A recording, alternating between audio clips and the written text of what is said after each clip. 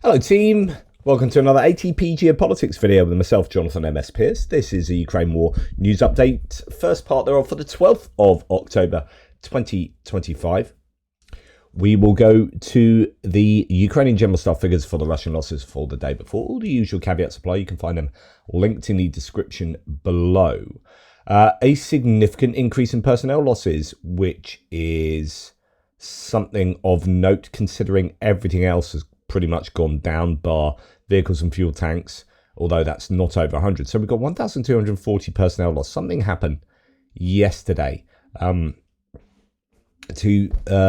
cause that, one would have thought, because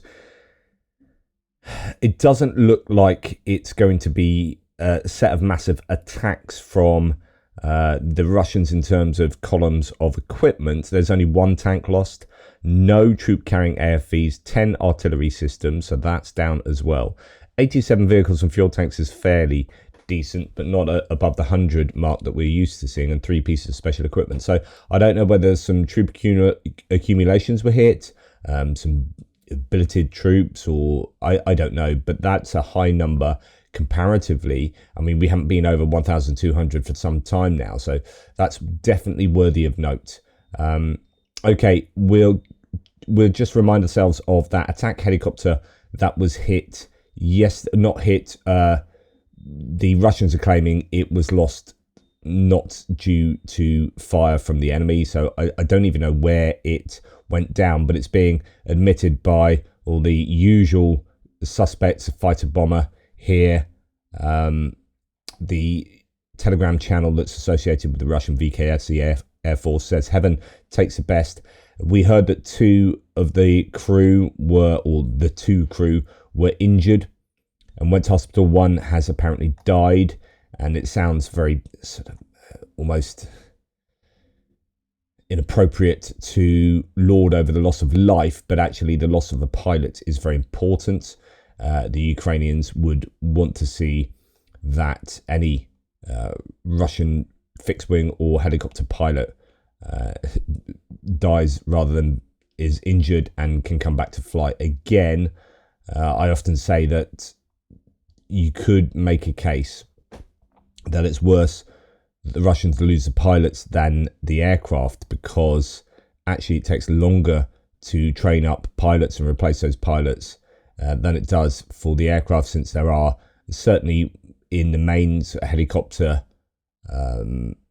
repertoire and plane repertoire that there are replacements easier to come by. Although I do wonder now these days what the Russians are, what it's like for replacement planes and helicopters. How many do they have? I mean, we talk often about tanks, and in fact, let's go there right now, because I did a segment on this yesterday in my military aid video. But Russia plans to boost T-90 tank production 80% by 2028 and will likely have significant combat power to rapidly deploy against NATO's eastern flank within months after fighting ends in Ukraine, says the Institute for the Study of War. However, this claim from the Russians is that they are building, or they will build, 10 new T-90s next year and then massively ramp it up the year after. You're thinking, well, if you can't build any more than 10 next year, what is the difference? How are you going to suddenly be able to build a stupendous amount the next year? So there are lots of questions over these numbers,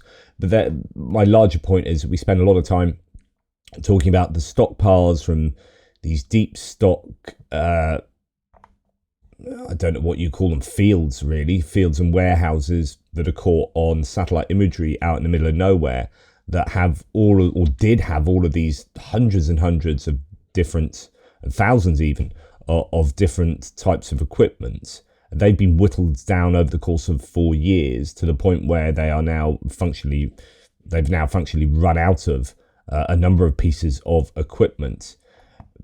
But actually we talk less about how many aircraft the Russians have. So I'd like to get some decent figures on that.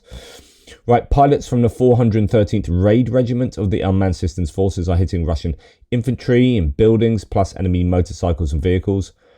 This could go some way to explaining the high level of losses, but I mean, this is fairly typical in terms of the sorts of videos we see on a daily basis. Although I have seen quite a few buildings get blown up recently, supposedly with troops inside. And, you know, if you have just randomly a day where you've got, I don't know, 20 buildings being taken out, that could explain an uptick in a number of troops that are killed or injured. And that could go some way to explaining 1,240. I just don't know. I'm speculating. Some other images of note. FPV drone reportedly struck a target on the road to Rilsk or in Rilsk.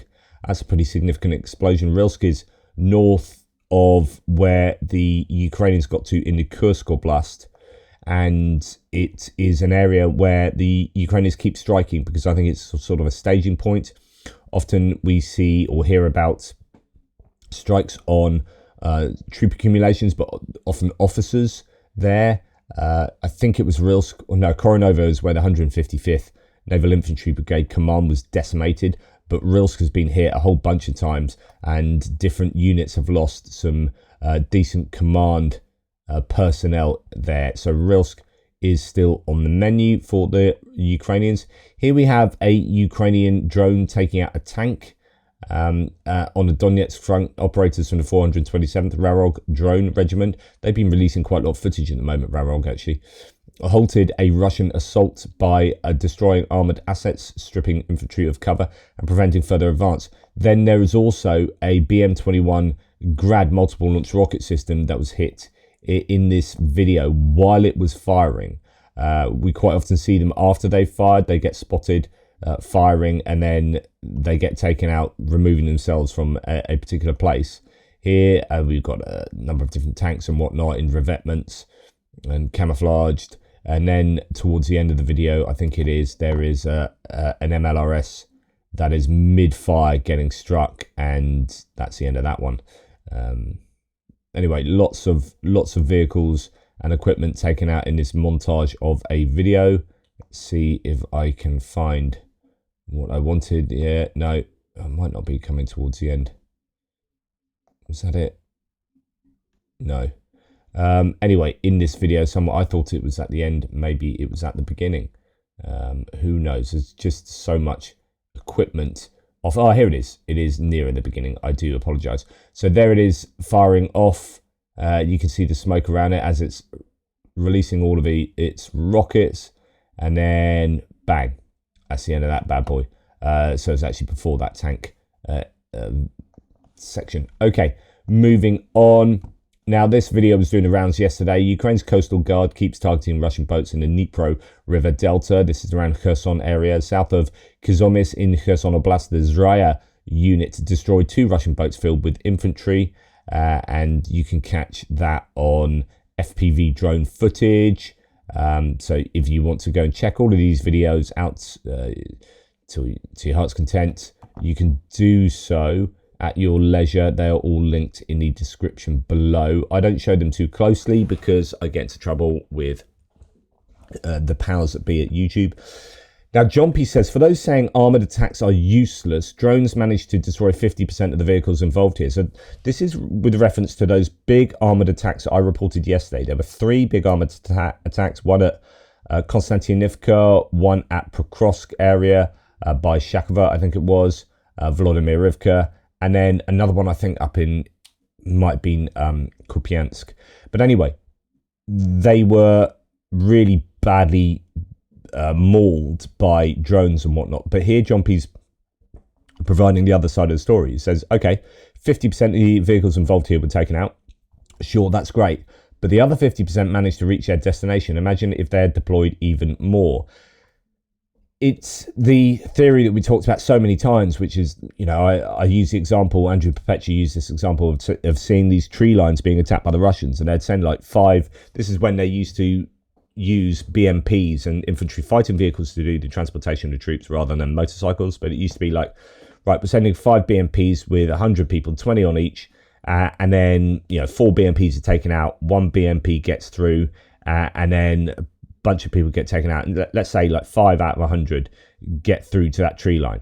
But then they do that wave again. They do that wave again and do that wave again, and then suddenly they've got 20 people in that tree line and they can secure the tree line. Yeah, they have lost phenomenal amounts, but it's just this overwhelming of the defenses with no regard for human life that you eventually get to control whatever objective it is you are heading for. So here, yeah, the Ukrainians did absolutely maul these columns of huge amounts of vehicles and take out, what was it? So Russia deployed around 40 armored vehicles, including tanks and IFVs. Losses reported 107 people killed, 51 wounded, 3 tanks, 16 IFVs, and 1 armored tow vehicle. Okay, so that is 20 out of the 40 armored vehicles. What happened to the other 20? 41 motorcycles were taken out and 2 cars. I mean, wow, so they are just properly attacking with cars and motorcycles alongside these infantry fighting vehicles and tanks. So the question is, okay, let's celebrate the good news there in the Russians having their equipment absolutely mauled, but absolutely mauled still allows for 50% of those armored vehicles to get through. Now, there were various claims that the Russians that did get through and alighted from their vehicles were taken out by the Ukrainians, but, you know, pinch of salt, that's what the Ukrainians are saying. These often end up being successful because they don't care for their losses. This footage was doing the rounds yesterday, and it's pretty fantastic. And it's fantastic because the Russians were boasting about their electronic warfare equipment. And this is over the border, I think, is this in Belgorod or somewhere? I think it might have been in Belgorod Oblast. Step 1 says Euromaidan Press. Record an expensive electronic warfare system flexing that it will F all the drones. Step 2, show it burning after being destroyed by Ukrainian drones. A Russian soldier showed off his equipment only to quickly lose it through an effective strike. This is just one of those glorious videos. Guys, all the drones will be effed. Look at the shit we have, but this is not the most important thing. Look at this SH-1T. And he's like, yeah, few moments later, and it's all burning. I love it. I love that. And the car is gone. He says, otherwise everything is fine. We keep fighting. Slowly. And then, subsequent to that, the actual FPV video came out of this being hit. So this is all a nice PR exercise, not for the Russians, but for the Ukrainians, as you can see here. Bosh. Bish. Bash. Bosh. And there you go. That's the end of that. So multiple drones hitting that vehicle after they show off about it. Now, I didn't know whether to include this in the strikes section because these are medium range drones, but they're pretty significant ones. Okay, Igor Sushko says Ukraine's SPU conducted a series of precision strikes on Russian military bases in occupied Ukraine with the new firepoint, the FP2 drones. And the FP2 trades the FP1's 1,400 kilometer range for just 200 kilometers. So the FP1 looks a bit like the Lucy drone, but without the landing gear. You know, the twin tails and the upside down V. The FP2, if I remember correctly, are more like proper sort of missiles. In fact, if we look at this FP2 Ukraine, I'm sure these are. Let's go and find them. I stand corrected. The FP2 is quite similar to the FP1 in what it looks like, but it has a much smaller range, so 200 kilometer range with 105 kilograms of explosives, which is pretty decent considering how a Lancet is that 4.5 kilograms. I mean, these are, you know, packing quite a punch. You might have seen, is it on here? Yeah, this image that we've seen before. So that's what an FP2 looks like. Strikes ground targets, can be disguised in a regular truck, day and night operation, stationary platform or mobile truck-based launch. There you go, that's the picture. So it is smaller than the FP1, which is more looking like a Lyuti, but it has some design features in common with the Lyuti. Okay. So going back to the video then, so they are, the FP2 trades the FP1's 1,400 kilometer range for just 200 kilometers, but then it can accommodate a much larger warhead, 105 kilograms. And as a result, a whole bunch of things can get blown up and properly blown up, because 105 kilograms is decent. And that includes sort of bases and infrastructure. So a whole series of things getting blown up in occupied territories. Now, I don't know exactly where this is. I initially go straight to thinking this is Crimea, because we're so used to seeing the Primary videos, but actually this isn't Primary unit. So this could be anywhere: Luhansk, Donetsk, Zaporizhia, Kherson Oblast even, and Crimea too. But yeah, lots of. I mean, that is look at that. It's completely decimated building. So when we saw 1,240 personnel lost, and you're thinking, well, if these are military bases that are getting attacked and blown up, is this where we're seeing 1,240 personnel lost?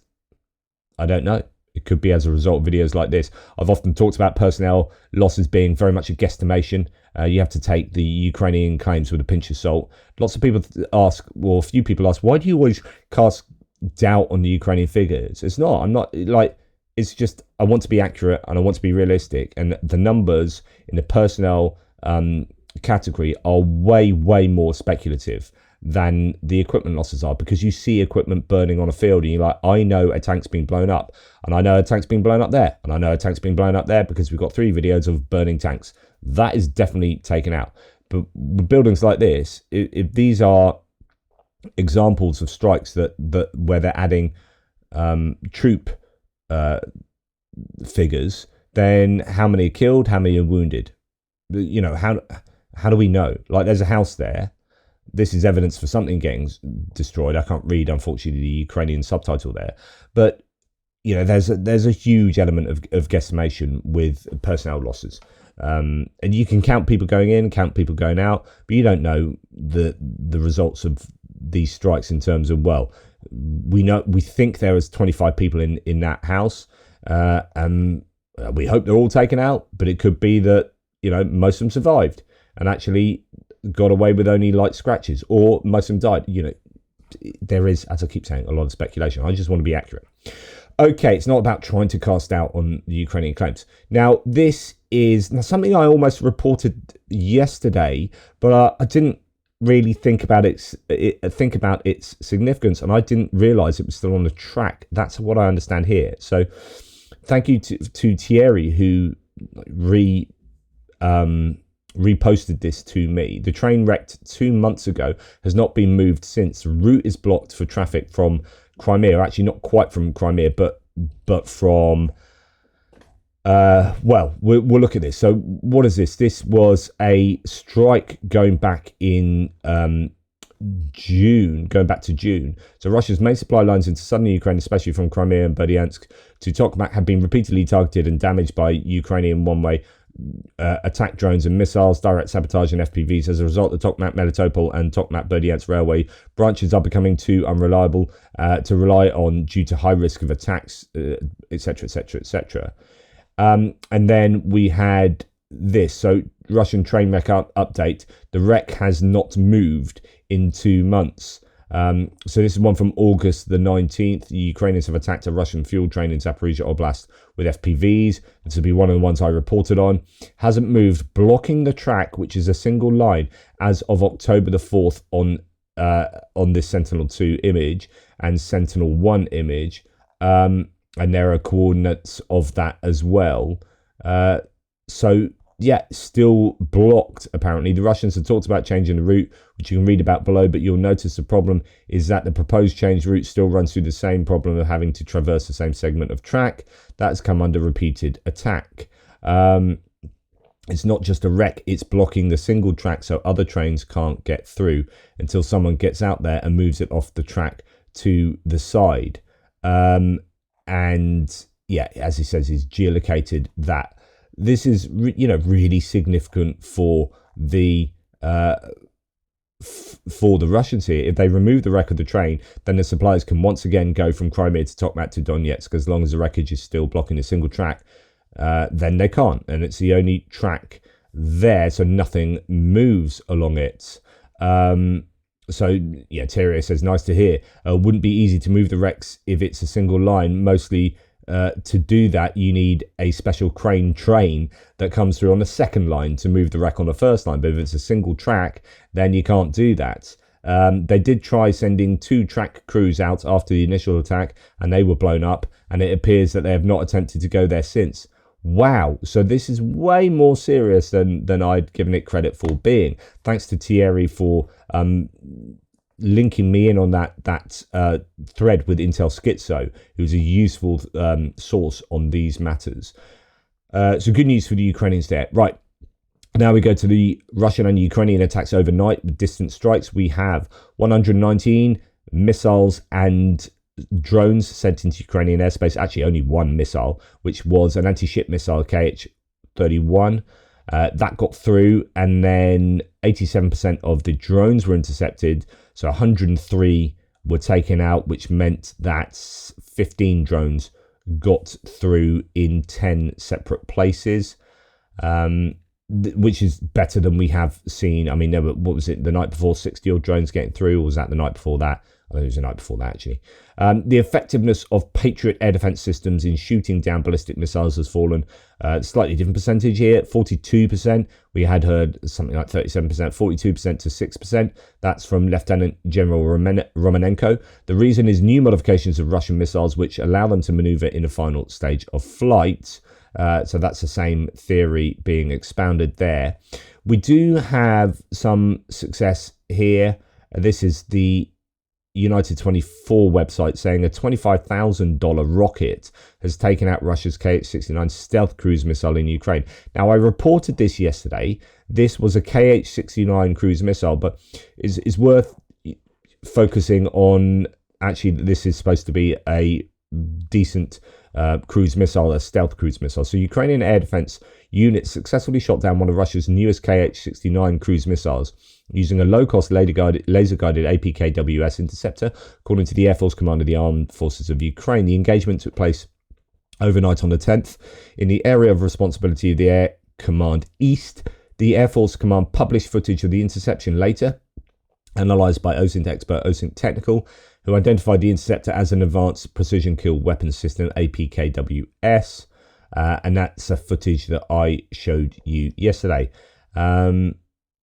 Okay, so the APKWS, developed by BAE Systems, British Aerospace Engineering, converts 70mm unguided Hydra rockets into precision-guided munitions by adding a semi-active laser seeker. Each round costs about $25,000, significantly less than traditional surface-to-air missiles. Ukraine has employed these systems since 2023, primarily for drone defense. The Kh-69 missile, meanwhile, represents one of Russia's most advanced air-launched cruise weapons. Originally introduced as a Kh-59 Mark II in 2009 and later redesigned with stealth features in 2015, the missile was built by Raduga Design Bureau. It can be deployed from aircraft such as the Su-30SM, Su-34, Su-35S, the MiG-29K, and Russia's Su-57 stealth fighter. It has a launch weight of about 710 kilograms, carries a 310 kilogram warhead, so that is a huge or pretty sizable explosive, obviously 3 times bigger than what we saw from the FP2s there. It can strike targets up to 290 kilometers away at speeds between 700 and 1,000 kilometers per hour, so pretty nippy. Russia began using a missile operationally against Ukraine in early 2024. The interception occurred during one of the largest combined missile and drone attacks on Ukraine this month. Okay, so that is good news. If you can shoot down an expensive stealth cruise missile with a really relatively cheap, these L3 Harris Vampire APKWS, then that's good news. It's good news. And it's interesting that they're using a whole range of things to shoot down these missiles and drones. Here is a Ukrainian Air Force supposed interception of a Russian Iskander-K cruise missile. The Iskander-M is a ballistic missile. The Iskander-K is a cruise missile. And this is using the Buk M1 system. So that's a relatively established Soviet-era surface-to-air missile system being used to take down a cruise missile. Ideally, you would want the cheapest possible, something like the this APKWS system. We also have the Yak-52s. These were more likely to take out things like Shaheds and more often reconnaissance drones, I think, because Shaheds can move at quite a clip. I don't know how easy it is for these guys to take that down. Anyway, DW, the German state broadcaster, did a segment with a Ukrainian Yak-52 group. The plane lacks technical perfection, but the price more than compensates. Old planes like the Yak-52 can be bought in Europe for 50,000 odd euros, less than the estimated cost of one Russian Shahed drone. Very simple and reliable. Recently, one Yak-52 team shot down 3 Shaheds in just half an hour. The problem is not hitting the drones, but in finding them. Onboard radar would be too heavy for these aircraft, so they have to rely on information from the ground and the gunner's eyes. Drones spin, do a lot of maneuvers, and there were guys who spent 40 minutes shooting down drones, and they came out sweating. Previously, the Shaheds flew straight. Now they start doing maneuvers. They're difficult to find. Modern, very expensive equipment is needed. It's usually hard to work because the reconnaissance drones have a camera. They see when we fly towards them. Usually they go away from us, but as it said, we're better and we still shoot them down. So that's an interesting little segment from DW there. And again, it shows a variety. Then we have this. Well, I've talked to you about helicopters are I think they're a very popular solution.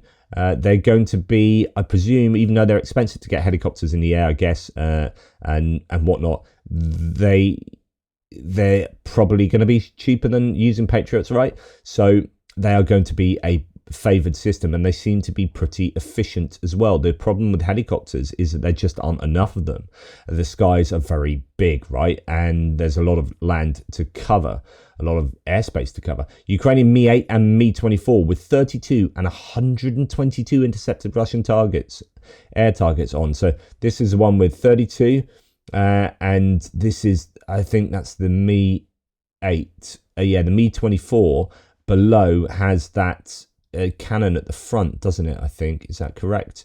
And that can, as we saw the other day, I showed you a video of one of these helicopters shooting down a Shahed from just above it. Anyway, this has a huge set of drones listed on it. As you can see there, these it's got to a point where they can't paint any more of the drone shapes on there, and they've just got, by the looks of it, some kind of tally on the side of that there. Let's just make sure I'm correct. Yes. So there's your tally, adding to what they have here. So reconnaissance drones, as well as Shaheds and whatnot, Grans, and all the types of drones, Gerbers, so on and so forth. Right. As far as what the Russians did, though, in terms of striking last night, well, first of all, we're going to go to a guided glide bomb attack. So much for defending Christianity, as Tucker Carlson seems to think the Russians are. Russian forces dropped a FAB 250 guided bomb on a church of St. Job of Pochaev in Konstantinivka, Donetsk region. 2 civilians were killed. A toddler was evacuated after losing his mother to a strike last week. His father and grandfather are now wounded. I mean, goodness me, what an unlucky little kid. Absolutely shocking there. Russia now strikes Ukrainian energy infrastructure region by region rather than hitting major transmission sites simultaneously. So something that I've said before that the Ukrainians should be doing, which is focusing on one place and then going to the next place and then going to the next place, rather than, well, send 100 different drones, 10 to each place. No, send 100 drones to one place and overwhelm the air defenses and properly take it out. Well, the Russians seem to be doing this with strikes on energy now, so they've changed their approach. They're doing it region by region rather than simultaneously everywhere, as they did 3 years ago. And this is having a positive effect as far as the Russians would look at it, as they are really hammering Ukraine's energy infrastructure. And that's a claim coming from the Deputy Energy Minister, Artem Nekrasov. When I closed the thread last night, said Tim White, Odessa was under attack, energy infrastructure was hit, and Belhorod-Dnistrovsky is without water or electricity. A gas infrastructure facility and an outbuilding were damaged. One person was injured. A local council building was also hit. So again, energy infrastructure there. Odessa being hit yet again. Still in Odessa, the Netherlands Defence Minister arrived there today. So Rubens Breckelmans is there. Netherlands are doing quite a lot at the moment, working very closely with the Ukrainians. We also hear that an attack on Chuhiv took place last night. More details are coming out now. 5 people injured. Youngest was 12 years old. 4 drone strikes believed to be Garan 2 drones smashed into the town in the Kharkiv region up in the north. A resident filmed one of the hits that you can see there. Pretty scary stuff, and that's a sizable hit in Chuhiv. As I reported last night, school was very badly damaged in Chuhiv, and windows in nearby apartment buildings were broken. Energy infrastructure was also hit. The injured are 2 men, a woman, and a child. So that's a school being attacked. Thanks, Russia. Yeah, because that's not a war crime, right? Sometimes you see schools getting hit close to the border because they are genuinely used to billet troops of both sides. But this will unlikely be the case in Chuhiv. So that is a shocker and typical for the Russians. We get desensitized to war crimes happening every single day. So on to what the Ukrainians did last night, and we hear first of all from an article in the Financial Times that the US is helping Ukraine target Russian energy infrastructure. Sources told the Financial Times that the US is involved at every stage of operational planning, although Kiev retains control over target selection, with Washington advising on target vulnerabilities. So it looks like, according to the FT at least, that the US are deeply involved in Ukrainian strikes in the Russian when in the country of Russia, not just the kind of near rear and whatnot. These are the deep strikes into Russia. But Tim White says, may I also say, don't get too excited about this Financial Times story. The dramatic writing is ridiculously misleading. A more accurate headline would be, quote, the US continues to be consulted and, along with the UK, still provides vital intelligence for all of Ukraine's long-range strikes on Russia. This is what we knew anyway, given that Ukraine don't have their own satellites really buzzing around space. So these strikes are going to depend somewhat on allied intelligence support, and we know that the US has the greatest capabilities there, but the UK also plays a part, as is mentioned here, and I would probably say the French do as well, as they have decent satellite capabilities as well. We also heard in the last week, I think it was, that the US will be providing more extra intelligence for Ukraine to be able to strike deep into Russia. So that kind of fits in line with that. It's either Russia has depleted its air defense systems around Moscow, or it's preparing for an increase in Ukrainian drone strikes on the capital. Russia has now deployed an additional S-400 air defense systems. So I don't know whether that's multiple launchers in a single battery or multiple batteries to Moscow. They were previously deployed in Grozny in Chechnya. So the claim here is that Moscow might well be expecting some large-scale attacks from Ukraine on Moscow. Now, we've heard rumors of this. Ukraine has even been kind of saber-rattling in this context. Zelensky saying, we're going to be hitting you in the way that you're hitting us. Energy, watch out for blackouts in Moscow, that kind of thing. So then Moscow pulls in a bunch of S-400 systems from Chechnya, but in order that they have to do that, it means that either they have moved Moscow air defense systems elsewhere, maybe along the front lines because they have had such widespread attrition of air defense systems, or they're particularly worried and they want even more protection for Moscow. Either way, it's showing you that my analogy of a blanket that's too small for the country, too small for the bed of Russia, is pretty apt. That, if they pull the blanket further toward Moscow, then it exposes the toes down here in Chechnya. And if they pull the blanket onto Chechnya to protect Chechnya, then you're going to be exposing elsewhere around Russia. They don't have enough air defense systems to defend all of Russia. Okay, so what did Ukraine achieve last night? The main focus appears to have been in occupied Donetsk. Ukrainian drone swarms are striking Russian military in occupied Donetsk I think several things were going on here, and the footage might look similar, but it might be several different places. So this is a footage that was doing the rounds initially. Just now, Russian targets in Donetsk were under drone attack. Here we have something that looks similar, but I don't know if it's actually a slightly different target. This might be the one we're going to look at in a minute, which is a shopping mall or close to a shopping mall. Lots of Ukrainian drones struck Russian military assets in occupied Donetsk, or that could be the same ones from there. Now here's the looks like that's the mall. Ukrainian OSINT channels write that it was at the site of the strike in Donetsk that the Russians set up their own workshop for the production of FPV drones, Molniya 1 and Molniya 2 attack drones, and loitering munitions. So it could be that in this industrial site where there's also a mall, there is production for drones, but it looks like the mall might have taken a hit as well. A moment of one of the drone strikes in Donetsk there, you can see an explosion at a sort of industrial warehouse by the looks of it, and that was caught on camera as well. So that's pretty significant.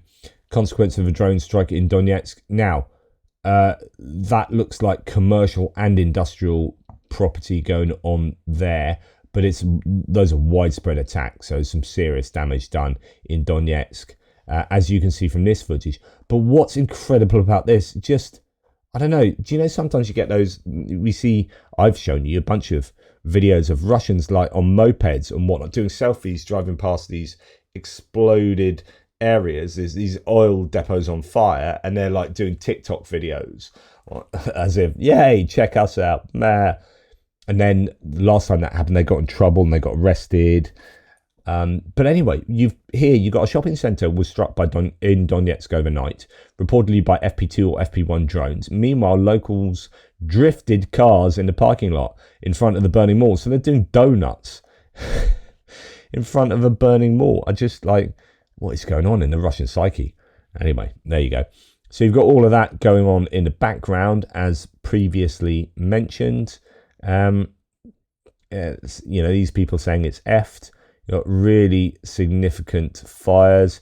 It's catching fire, looks like, says the person recording the video. And there you have the name of the mall, and then someone just in front just doing donuts. Because why not? The kids out driving at night, doing donuts in reverse. Nice. Okay. So happy days. They're all happy as the world around them burns. Yeah, interesting. Smolensk was also struck. That was the initial footage coming out, or imagery. Ukrainian drones struck Smolensk aviation plant, JSC, overnight, according to War Translated, a key Russian defense facility modernizing aircraft and missiles. I have a feeling that's been hit before as well. Correct me if I'm wrong. So Tim White says, more damage inside Russia overnight. Ukrainian drones attacked Smolensk and may have hit the city's aviation plant and or airport. Russia's air defense was very active. Explosions were heard and vapor trails seemed to lead to the plant. Geolocators seem confident Ukraine managed to hit the Smolensk aviation plant as well as aircraft. It's believed that they assemble and modernize precision weapons, including cruise missiles. So this is trying to hit the production facilities of missiles. I've been talking about drone production absolutely needing to be hammered. Here we have missile production. And then Belgorod, I think for the third time, the Luch combined heat and power plant has been targeted in Belgorod. A new attack was reported last night as well. Indeed, explosions in Belgorod, says no reports an hour ago. This was last night at 8 p.m. my time. So 10 p.m. Belgorod time probably. The city still faces significant blackouts and power outages. Very noisy in Belgorod tonight, said Tim White last night. No official word from authorities, but the lights have gone out in parts of the city. Locals say the Luch power plant was hit again. So yeah, that's what the Ukrainians were up to. There were also claims yesterday daytime that Ust-Luga, I think it was it Ust-Luga? Was hit 1,500 kilometers from the border. No, this is Bashkortostan, sorry. No photos yet. Oh, it's Ufa, wasn't it? But Ukraine staff reveal another refinery hit almost 1,500 kilometers from the border. It's thought that the third strike in Bashkortostan in a month. Drones are said to have hit the Bashneft UNPZ refinery in Ufa. There it is. Probably disabling the ELOU AVT6 crude oil processing plant. First photos from Ufa, where Ukraine says it hit another refinery there. Don't know any details from today on that, but that was from yesterday. And indeed, it looks like it was done by Luti drones. Now, we were seeing these Luti drones 10 a penny previously, but they seem to be thinner in the air. I'd say thinner on the ground at the moment. Now, the question is whether this drone has a landing gear, because if it doesn't have a landing gear, might be too hard to see there, then it's probably not a Luti drone and might well be an FP1 drone. From the Firepoint repertoire. So I don't know. But either way, that has been hit. And then we hear that, and this comes from Cyber Boroshno, there's confirmed damage to the AVT5 crude oil unit at Bashneft Novoil refinery in Ufa. So some geolocations being done here by Cyber Boroshno, and working out exactly where that damage would have taken place. And I presume then it's the black one there, I presume, is what they think was hit, given that you've got, that's the black is what was hit. So that's the idea. Good bit of geolocation there. I'd love to be able to spend my days working out. It's a bit like a puzzle, isn't it? You go and see this destruction, you're like, okay, well, that's what we've got to go on. We've got that, we've got a few different angles. Let's triangulate that. Let's look at satellite imagery, and I reckon that's the thing that got hit. That's kind of like a nice puzzle I'd like to do. Okay, moving on to other bits and pieces. We hear that the Belarusian army has been put on the highest level of combat readiness on Lukashenko's personal instructions. The Belarusian Defense Ministry said that units, quote, will advance to designated areas and carry out the measures specified in the order. Now, sorry, there's an image for those listening of two human faces made out of potatoes. So Lukashenko, I think, is often called like potato, isn't he? And anyway, so what was I saying? I don't know whether this is a reaction to Ukraine or to NATO forces on the western border of Belarus. And so that's happened. Going on to, as we often do in this segment, the Russian economy. Goldman Sachs forecasts a 10% decline in Russian oil production in 2026 from 9.3 to 8.4 million barrels per day. The oil refinery crisis means there's nowhere to store the accumulated oil. Furthermore, oil companies are suffering from high key interest rates of 17% and the tax wedge. In August, Russians profit from sale of all energy resources, crude oil, petroleum products, gas, LNG and coal, reached its lowest level since 2022 at $546 million per day. I mean, that's still healthy income, but there are going to be costs associated with that. And of course, the price of oil going down as well is not going to help them either. I reported on the furloughing of staff down to, they were now working 4-day weeks in many sectors. I wanted to just mention this nugget. The decline in metallurgical industry has accelerated sharply in 2025 by 10.2% year on year in July, the steepest drop since the start of the war, and by 8.4% in August, according to the Moscow Times. And of course, if the metallurgical industry is suffering, then what does that say about producing mechanized equipment for the Russian army? We talk about T-90s being ramped up, the production there, but if metalworking is going down, okay, there are many sectors in the Russian economy, but you're going to be thinking that they'll be doing a brisk business in metallurgy if the Russian military-industrial complex is operating at breakneck speed. So I think, yes, this says something about the wider economy and manufacturing in the wider economy going down. Train manufacturing, vehicle manufacturing. We know that the truck and car companies have furloughed their staff as well, or reducing staff working schedules to 4-day working weeks. So, all of that will have an effect on the metallurgical industry. Now, to go to the UK, talking about car manufacturing, although this is speculative, there is no proof of this yet. Russia is suspected of being behind the cyber attack that forced Jaguar Land Rover to halt production. So this has been a really big scandal in the UK over the past really couple of months. So JLR, Jaguar Land Rover, have not been able to build vehicles in the UK for freaking ages because they were massively cyber attacked, and basically they couldn't fulfill orders, they couldn't order stuff in. So the whole supply chain for JLR was massively affected, and the government have had to come in and give a preferential loan, a massive loan, I think, to JLR to keep them afloat. Now, the scale of the attack and the economic damage inflicted have raised suspicions that the hackers were acting for the Kremlin. All 800 of the computer systems used by JLR were knocked out, per government insiders familiar with the case. It stopped plants across the world for more than a month, impacted an estimated 200,000 jobs, and led the government to underwrite a £1.5 billion loan. Teams from GCHQ and the National Crime Agency were sent in to investigate. The Daily Telegraph understands the possibility of the Russian state being behind the attack. Possibility, though, bear in mind, is an active line of inquiry, but no final assessment has been made. What's hilarious is underneath here, so many Russian trolls just slagging off the Telegraph for being speculative and blah, blah, blah. And it reminds me that there are so many trolls and bots on Twitter. It's just a horrific cesspit of a place.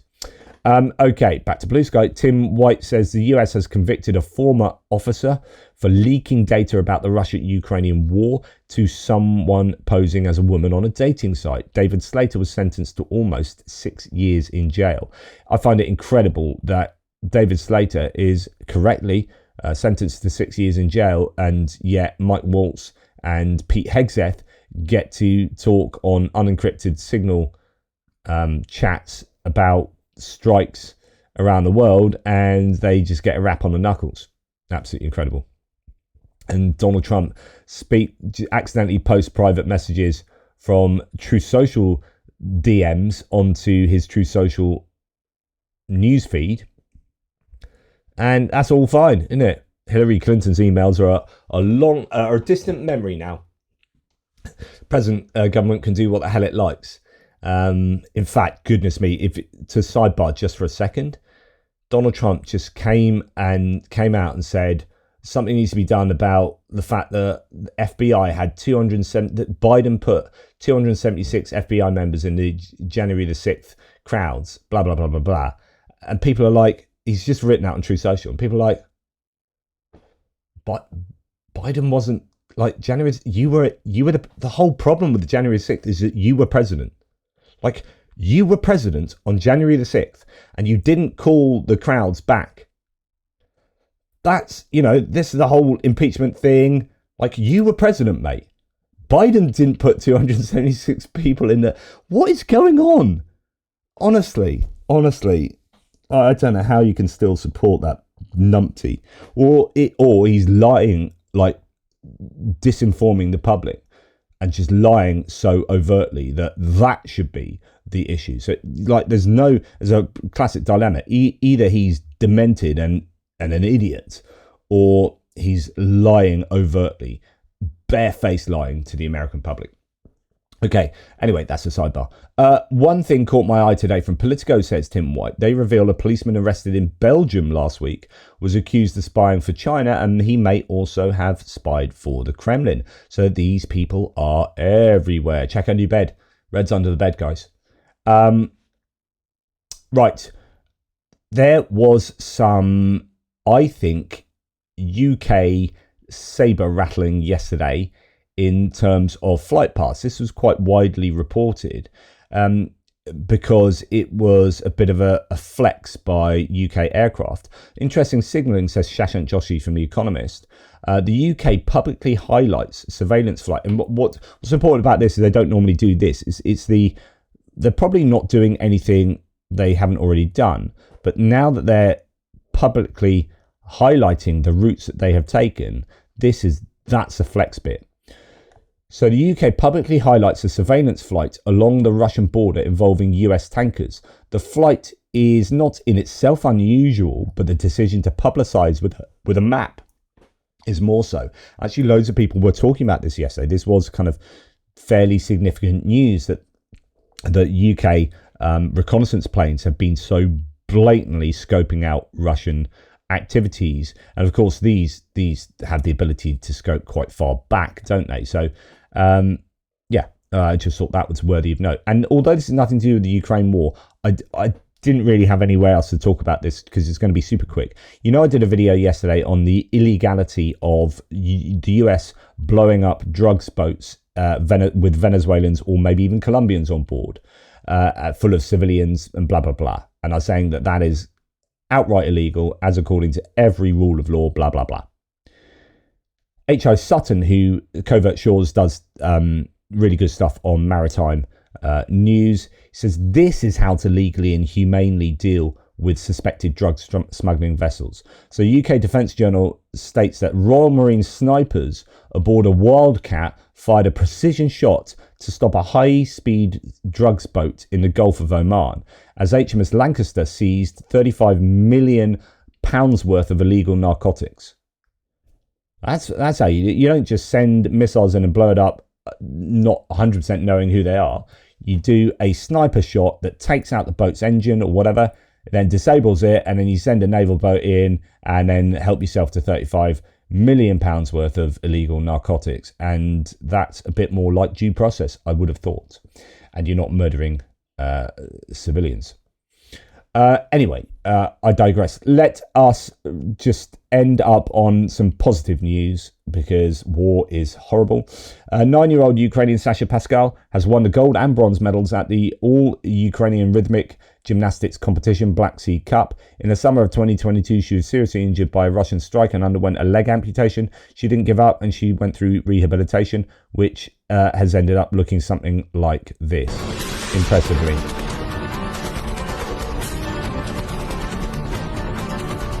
Just in case there's copyright on that, I am going to turn the sound off, sorry. But an impressive use of a prosthetic limb in order to keep doing rhythmic gymnastics. I mean, that is quite something. And here she gets plaudits for her efforts, getting a gold and a bronze in different categories. I think that's pretty impressive. So good stuff there. Anyway, time for me to shut up. Take care, guys. Speak soon. Toodle pips. Oh, and just a massive, I'm going to publicly thank people for this in a more explicit way. But the Car for Ukraine live stream, by the way, the live stream went over 12 hours. And so YouTube has cut off the end of the live stream. Some people have noticed that. It is missing sort of 45 minutes at the end of the live stream. We are now over like 1,000 euros over our initial goal, so that will help all the other YouTubers who may have less reach. So that's fantastic. Thank you, everyone. 106,000, almost 107,000 out of 110,000. We are so close to being there as a whole campaign. But you guys are just unbelievable. You are committed. You are kind. You are brilliant. I could talk about so many people who have multiply donated, or those who have donated just small amounts, and that's all you can afford. That is amazing, amazing, amazing. Like, Duncan McIntosh, Philip Cousins, all of these wonderful people, Conrad, Kanyat, Harvan Schwei, Mike Applegate, all of these amazing people, Michael Gowdy, Paul Deberitz, Tony Otterson, all of the usuals and all of the lurkers. You're all amazing. Thank you, thank you, thank you. Duncan again, Ronnie Vranken, someone there with 606. That's absolutely brilliant. So thank you, thank you, thank you. You are all amazing. I'll be much more explicit in my thanks when I do a wrap-up video for this at some point going forward. Take care, and I'll speak to you soon.